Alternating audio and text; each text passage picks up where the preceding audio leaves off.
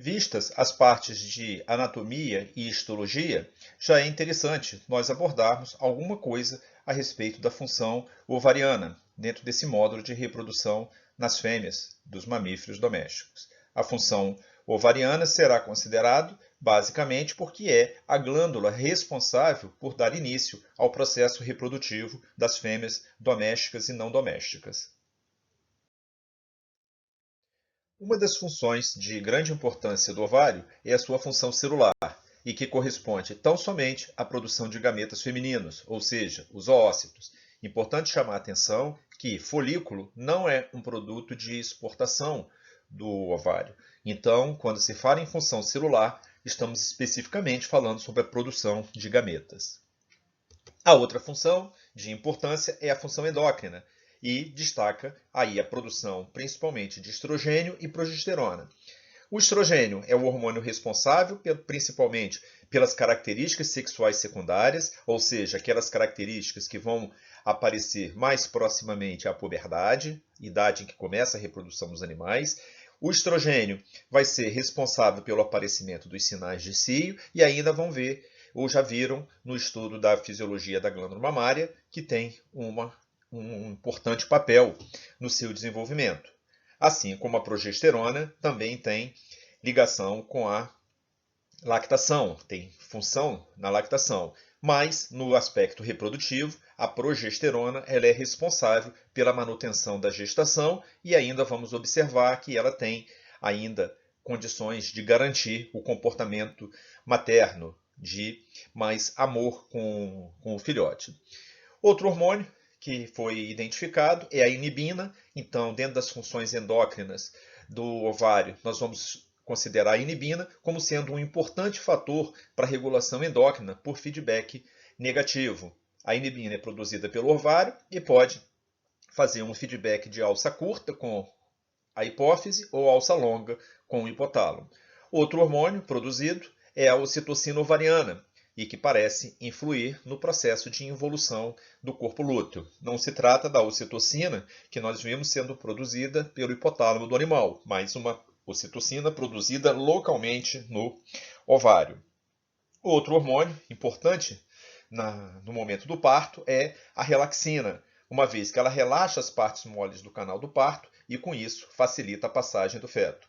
Além disso, já foram identificadas mais de 25 substâncias diferentes no líquido folicular e ainda com função pouco esclarecida.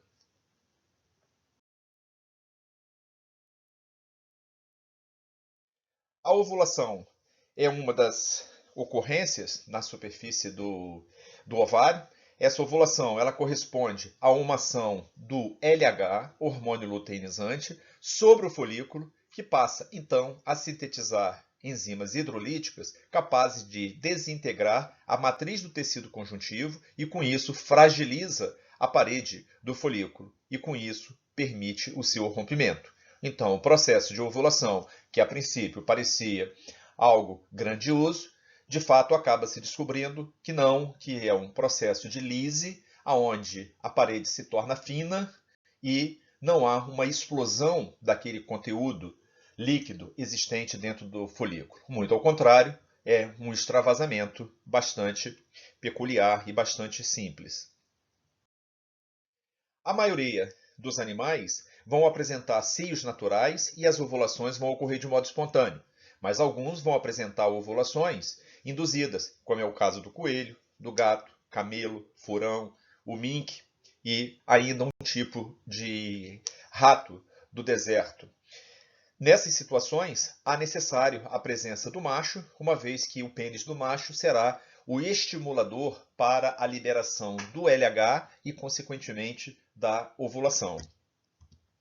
Os ratos de laboratório, os camundongos, os hamster, eles ficam a meio caminho, pois quando ocorre o coito, ocorre produção de prolactina de modo diferente, liberado, e o corpo lúteo, então, ele é mantido. Mas, na ausência do coito, o corpo lúteo dura apenas 3 dias e o ciclo volta a se iniciar. Nos cães, furões, cangurus, wallabies, que são pequenos cangurus, o tempo de vida do corpo lúteo cíclico ou gestacional acaba não diferindo. uma vez ocorrendo a ovulação, vimos que surge o corpo hemorrágico. O corpo hemorrágico ele é, então, transformado ou organizado num corpo lúteo. Esse corpo lúteo tende, então, a sofrer um processo de luteólise e o ciclo volta a se reiniciar caso não haja a gestação. Na maior parte dos animais, e os animais de interesse econômico, nós vamos encontrar a ovulação dependente de um feedback positivo com o LH. Então, já vimos que o aumento na produção do estradiol, que está rico no líquido folicular. Se é rico no líquido folicular, ele ganha a circulação do animal, a circulação sanguínea, e quando o estrogênio está em alta concentração, ele acaba determinando uma liberação também abrupta de LH.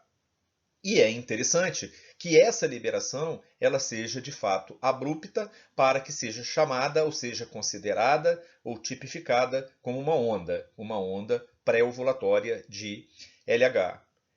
Nesse gráfico, nós observamos o FSH e o LH, considerando que 0 é o dia, então, do cio. Há uma tendência de que até a metade do ciclo haja um aumento desse LH. Esse aumento de LH abrupto, próximo ao meio do ciclo e já aproximando 18, 19, 21 dias, ele é que é responsável, então, pela ovulação. É necessário que o perfil seja esse perfil de amplitude, pois caso esse LH estivesse sendo mantido num padrão, ainda que alto, de 800 nanograma por ml durante todo o ciclo, isso aí não levaria à ovulação. Então, para que haja ovulação, é necessário uma onda pré-ovulatória, senão a ovulação não ocorre. A primeira ovulação da vida de um animal ocorre quando ele atinge a idade reprodutiva, o que significa dizer a puberdade. A fêmea recém-nascida e até mais ou menos 3 meses de idade já apresenta folículos em crescimento com pouca concentração de esteroide. Porém, o hipotálamo desse animal jovem ele é hipersensitivo a esses baixos níveis de esteroides e ele se mantém sem atividade, hipoativo, por um forte feedback negativo.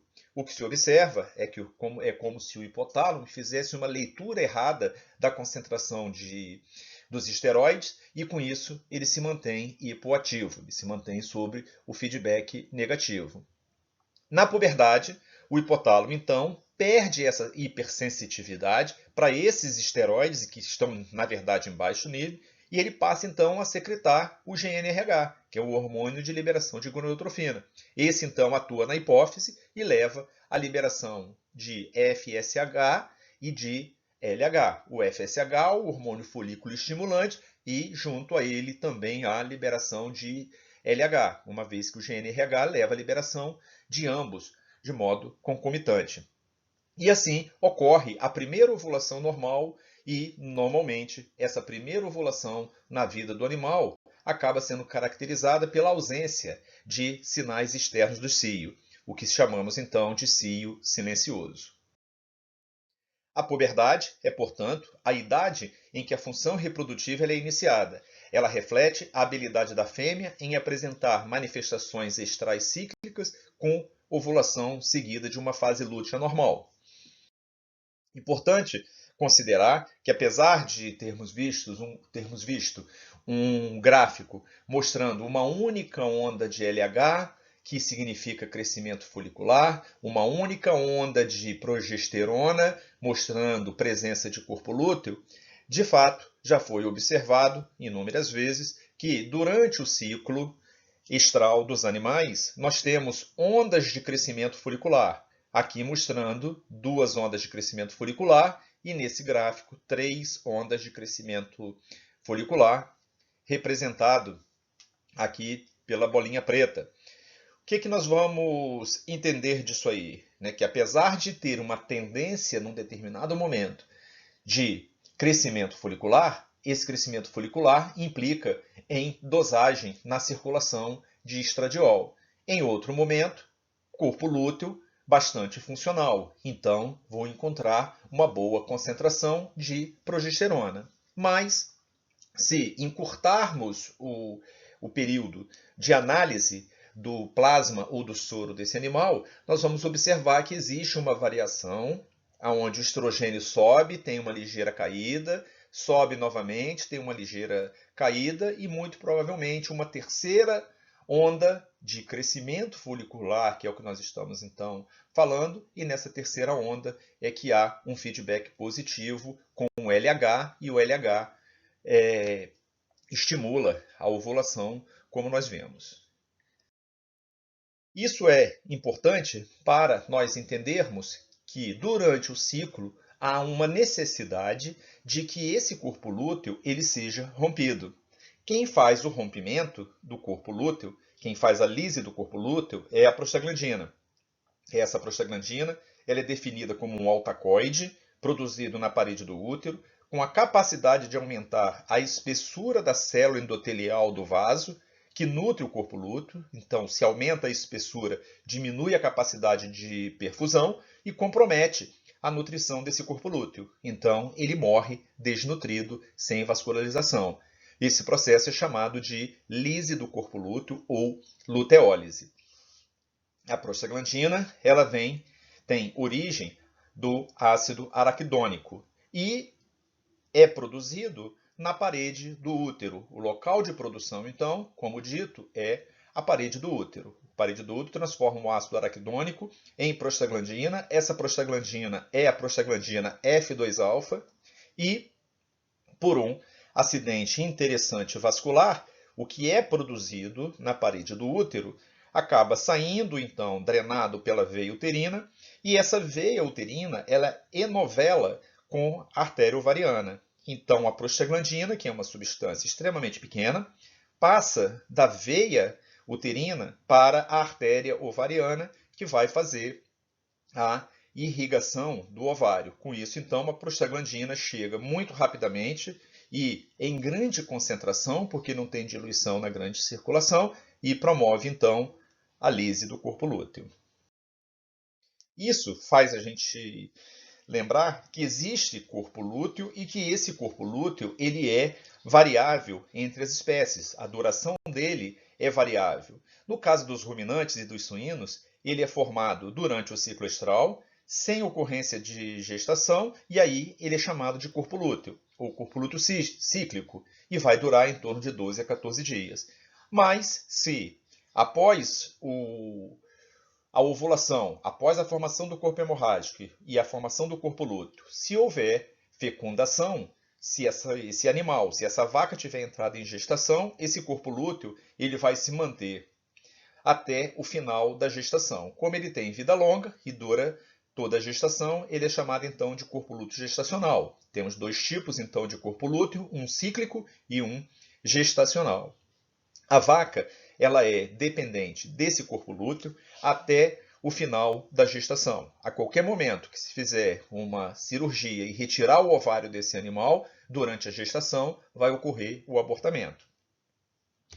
Difere da égua, porque mesmo quando prenhe, vai ocorrer a formação de corpos lúteos acessórios. A cada 20, 21, 25 dias, a égua apresenta um crescimento folicular. Esse crescimento folicular ele leva a uma luteinização, né, por consequência. Então, cresce o folículo, ocorre luteinização e ocorre, então, a formação de um novo corpo lúteo, que então, são chamados, então, de corpos lúteos acessórios. E isso vai ocorrer a cada 21, 25 dias, até mais ou menos 150 dias de gestação, por volta, então, do 5º mês.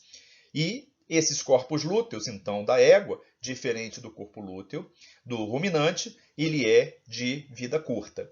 E, nessa espécie, a produção de progesterona, a partir do 5º mês, passa a ser feito exclusivamente pela placenta. De modo que, a partir do 5º mês, 6º mês, a retirada dos ovários não interfere na reprodução da égua. De modo curioso, na cadela, o corpo lúteo tem sempre uma duração em torno de 30 a 60 dias. Quando ultrapassa esse período e ainda ocorre o aumento de prolactina, um quadro interessante se instala, que é chamado de gravidez falsa ou pseudociese.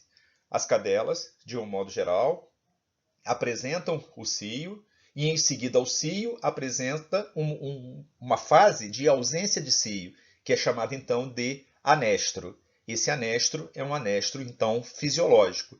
Essa cadela tem o seu corpo lúteo mantido até uns 30 dias, 35, 40 dias. Em seguida, esse corpo lúteo também sofre a luteólise e esse animal entra então num quadro de anestro até que um próximo ciclo reinicie e, como veremos, reinicia no proestro, um estro e aí com ovulação, e se houver uma gestação consequente desse cio com monta fértil, esse animal evolui para uma gestação aí de 60 a 62 dias. Não havendo a fecundação, esse animal então se mantém por um período de 4 meses, 5 meses, 6 meses, às vezes um ano, como é o caso das cadelas da raça Mastiff.